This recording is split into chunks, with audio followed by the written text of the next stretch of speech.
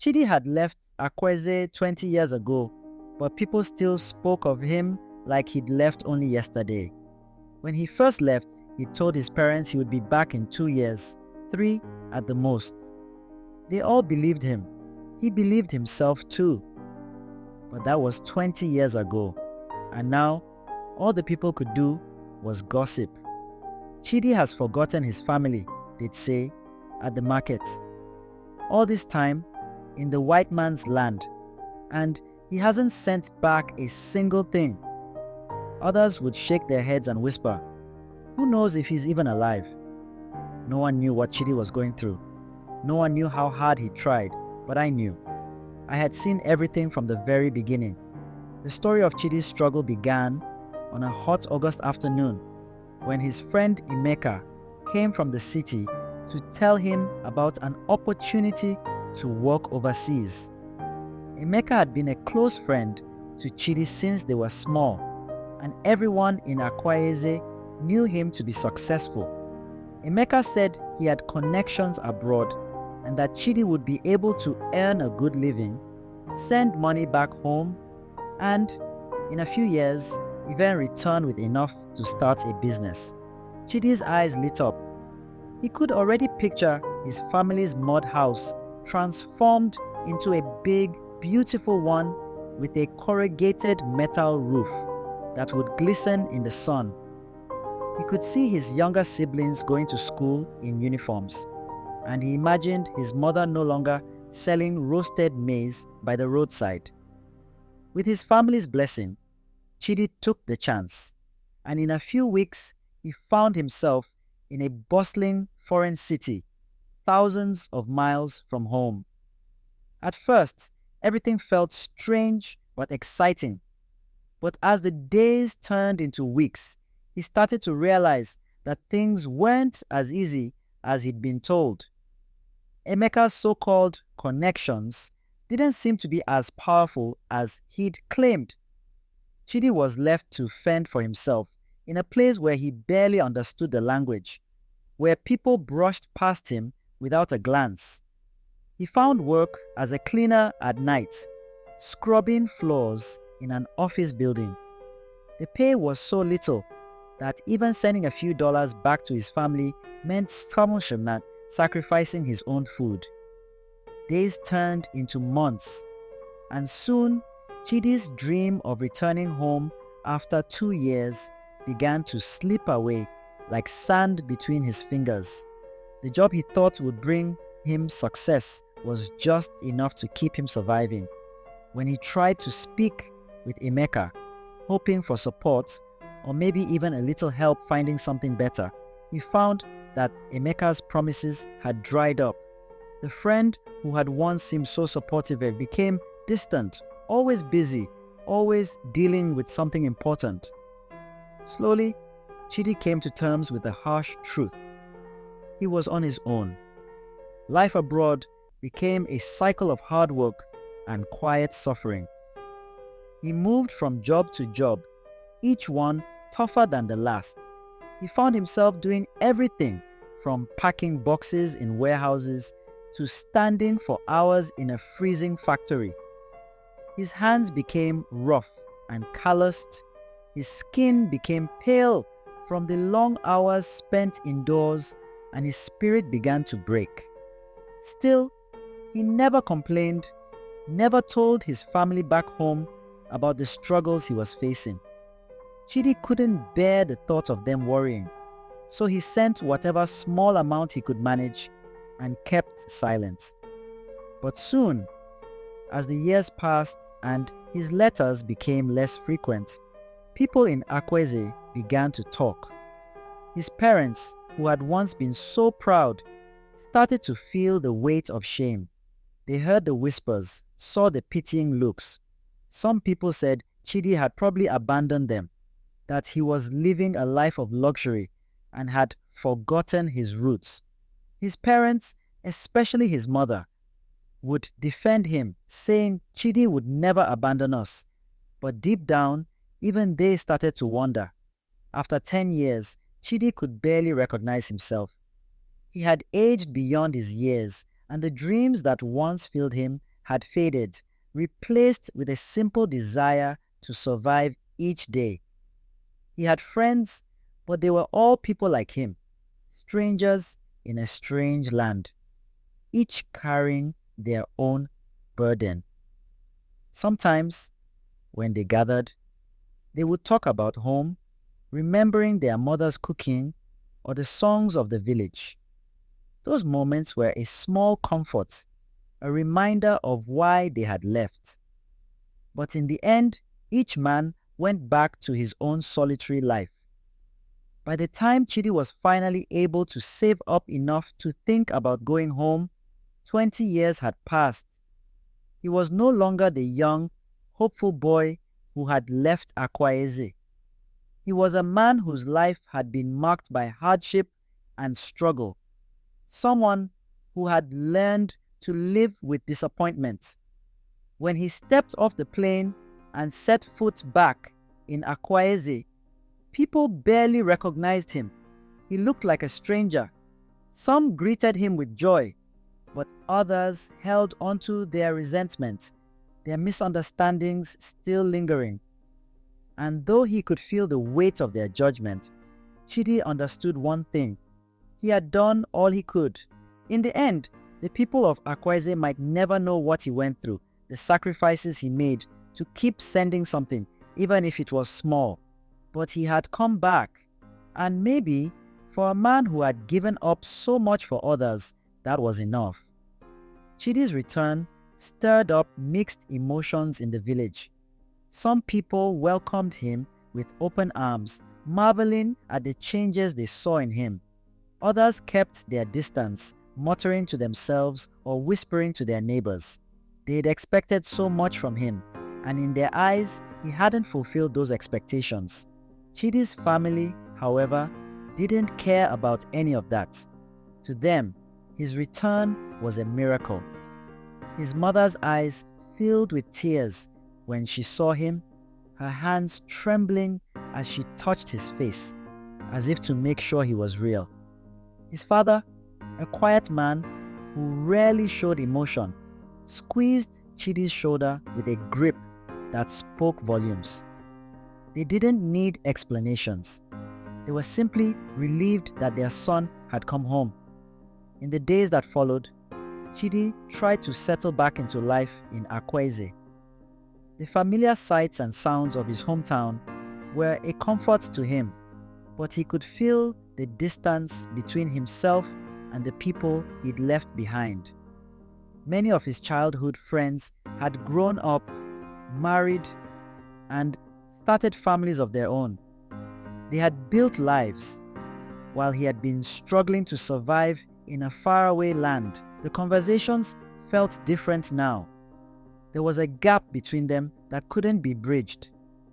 The most painful moments were when he overheard the villagers talking about him as he walked by. 20 years, and what does he have to show for it? One man said, shaking his head. Not even a house for his parents, and they thought he'd come back a rich man. Another woman sighed. Chidi had so much potential. It's a shame, really. He tried to ignore the words, to remind himself that they didn't know what he had endured. But it stung. Every day, he felt the weight of those words pressing down on him, each one a reminder of the dreams he had left unfulfilled. He thought about how different things could have been, how he had once promised his family a life of comfort. All he had wanted was to make them proud. One evening, as he sat outside with his mother, he finally opened up about the years he had spent abroad. He spoke quietly, the words tumbling out like they'd been held back for too long. He told her about the sleepless nights, the grueling jobs, and the countless times he had gone without food so he could send a few dollars back home. He spoke about the loneliness, the long years spent wondering if he'd ever be able to return. His mother listened silently, her face lined with sadness and understanding. "Oh, my son," she whispered when he finished. "We never knew. We never imagined." She took his hand, her grip firm. "People will always talk, Chidi. but you did what you could. You sacrificed so much for us, more than anyone here knows. That's something to be proud of." Chidi nodded, but the pain didn't disappear so easily. It would take time, he knew, to make peace with his past, with the life he had lived. Slowly, he began to find his place again in Akwaeze. He took up small jobs around the village, helping his father with farm work, and he volunteered to teach some of the younger children to read and write. His hands, once rough from laboring abroad, found comfort in tilling the soil of his homeland. He started to reconnect with the people, bit by bit, showing them that he was still the same Chidi they had known before, even if he had changed. Over time, the whispers quieted. People began to see Chidi for who he was, a man who had endured more than they could understand, someone who had returned with a heart full of love for his family and his village. The wealth they had expected of him was not the kind that could be measured in money, but in resilience and loyalty. One day, as he walked through the village, an elderly man stopped him and said, "Chidi, I was wrong to judge you. You may not have brought back riches, but you came back. That's something very few people can say." Chidi smiled and nodded, his heart a little lighter. He had returned, and while he hadn't brought back the life he had dreamed of, he was finally home. And for him, after everything, that was enough. As the months passed, Chidi's life in Akwaeze slowly began to settle into a peaceful rhythm. Though he still felt the occasional sting of regret, he poured himself into helping his family and community in whatever ways he could. He became known as someone willing to lend a hand without expecting anything in return, and little by little, the village's perception of him began to shift. One day, a young boy named Obi approached Chidi as he was working in the fields. Obi was a curious child, always full of questions, and he had been fascinated by Chidi since the day he'd returned. He had heard the stories of Chidi's travels, both the good and the bad, and he looked up to him in a way that reminded Chidi of his younger self. "Uncle Chidi," Obi asked, "why didn't you come back rich, like they say people do when they go abroad?" Chidi paused, wiping the sweat from his brow, and looked down at Obi. It was a question he had wrestled with himself, one he had asked 100 different ways over the years. He could have given the boy a simple answer, something vague that would satisfy his curiosity, but instead he decided to tell him the truth. "Obi," he said, crouching down to the boy's level, "not everything in life goes the way we plan. Sometimes we think we're chasing something good, something big, but life has other plans. I went abroad thinking I'd come back with plenty of money, that I'd change everything for my family. But things were harder than I imagined. And sometimes, no matter how hard you try, life is just different from what you expect." Obi nodded slowly, taking in Chidi's words. "But you didn't give up," he said quietly. "You kept trying." Chidi smiled, feeling a warmth he hadn't felt in a long time. "Yes, I did. And that's what I want you to remember. Sometimes, what matters isn't that you succeed the way you hoped. It's that you keep going, that you keep doing what you can, even if it's small." The boy's eyes lit up, and he seemed to understand, at least in his own way. Obi started coming around more often, asking Chidi to teach him things about the world beyond Akwaeze. In time, other children joined too, drawn to Chidi's stories and lessons. Soon, Chidi found himself teaching a small group of young ones every evening, sharing with them the knowledge and experiences he had gained over the years. Before long, parents in the village began to notice the positive influence Chidi was having on their children. They started seeing him not as someone who had failed to bring back riches, but as someone who had brought back wisdom, patience, and a commitment to helping the next generation. One evening, the village elders called Chidi to a meeting. They expressed gratitude for the way he had stepped into the role of a mentor for the children and proposed a plan to establish a small community center where he could teach them regularly. The elders knew resources were limited, but with Chidi's experience, they believed he could guide the youth and instill in them a spirit of resilience and curiosity. Moved by their offer, Chidi agreed, and soon he found himself organizing the center with the help of the villagers. Together, they gathered materials, built benches, and cleared a space where the children could gather. It wasn't much, but it was a place of learning, laughter, and hope.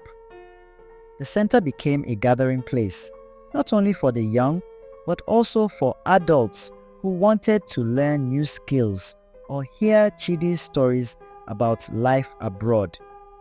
His tales became a source of inspiration, and his lessons on persistence and adaptability resonated with everyone.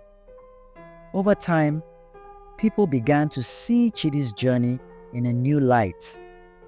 They no longer saw him as the young man who had left to seek wealth and returned empty-handed. They saw him as someone who had faced hardship with courage, who had returned with a heart full of lessons that would benefit the entire village. His story became a symbol of resilience, a reminder that true wealth didn't always come in the form of money, but in the form of character and the impact one has on others. Years passed, and Chidi grew older, his hair streaked with grey and his hands still rough from work. But he was content. He knew now that he hadn't returned to Akwaeze empty-handed. He had brought back something invaluable, a spirit that couldn't be broken, and a legacy that would live on in the young people he had inspired. In the end, Chidi's story wasn't one of failure or missed dreams, but of quiet triumph, the kind that's often overlooked. He had left with the hope of lifting his family out of poverty and returned to find that he had lifted the spirits of an entire village. And as he watched the children of Akwaeze grow into strong, determined young men and women, he knew he had, in a way, fulfilled his dream after all. If you like our videos, please help us to grow by liking and subscribing to our channel. You can also recommend a story to us in comment section. Thank you for watching.